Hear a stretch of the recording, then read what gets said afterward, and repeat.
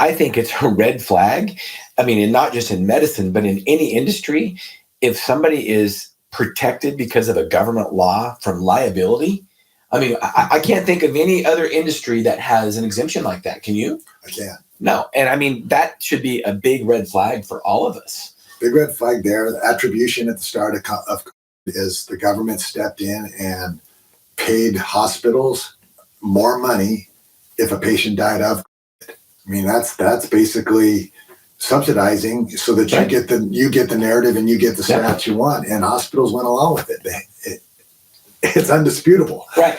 So anytime the government's getting involved and they're forcing something like this that harms people, you have to take another look. Yeah. So we, early on in the pandemic, we were, we had the privilege of interviewing Dr. Scott Jensen.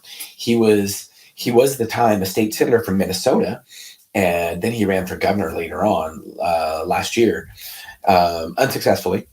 But he was the one that exposed that story to begin with. He talked about hospitals getting paid more for diagnosis. And if I remember right, he used a term like $13,000 extra. And then he said they got paid $38,000 extra if they ventilated them, if they intubated them. So as you can imagine, there are a lot of people that are finding with COVID. And I know people that would go in for a routine knee surgery, and they would check them 4, 5, 6 times, and they'd be negative. And then they'd finally check it and be positive, and check the box. Yeah. I mean, seriously, how could you really define that any other way, what they were doing? And I think hospitals, I don't trust most hospitals. I think all of them are corrupt. If they're billing government insurance, I've talked about this many times in our podcast. If they are billing government insurance, they are corrupt, whether they're public, private, for-profit, nonprofit.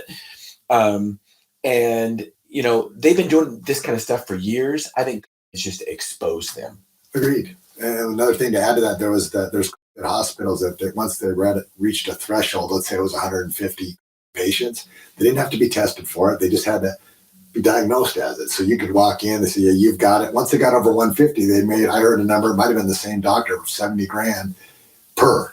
I mean, those numbers add up in our. Oh my gosh. Yeah. Then they did another one that's hard to stomach is they changed the title of what's vaccinated. So when they were trying to scare people and saying it was a pandemic of the unvaccinated, anybody that came in and got the first shot, but 3 months passed and 3 months in a week, they hadn't taken the booster, they are technically unvaccinated again.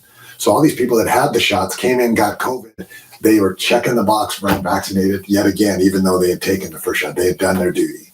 Yeah. Wow. So I do. And this is a reminder of somebody in the NBA, you might know, Kyrie Irving was very vocal, wasn't he? Was. Did you talk with him at all? I reached out a couple of times, was unable to reach him. So all I know about him is what the public part of it is. I know he sat out games. New York wasn't allowing people that were unvaccinated. From that standpoint, I'm really proud of him. That's hard to do. You're risking a lot of money. You're risking a job. You're risking reputation. You're risking endorsements. Anybody that's done that deserves a pat on the back, and he's proven to be right.